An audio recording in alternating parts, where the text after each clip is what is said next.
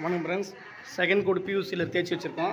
இப்போ இன்றைக்கி வந்து ஃபைனல் பண்ண போகிறத இதை ஃபைனல் பண்ணதுக்கு தேய்ச்சி இந்த டஸ்ட்டுலாம் துணியில் தட்டி வச்சுருக்கோம். அப்புறம் மிஷின் ஹேர் போட்டு ஹேரில் கொஞ்சம் டஸ்ட்லாம் அது உழுகிறதெல்லாம் ப்ரெஸ்ட் என்ன தட்டினாலும் போகாது. அப்புறம் கொஞ்சம் ஹேர் பிடிச்சிங்கன்னா மூளை முடிச்சுல பிசுறு அந்த தூசு தும்பா வெளியே வந்துடும்.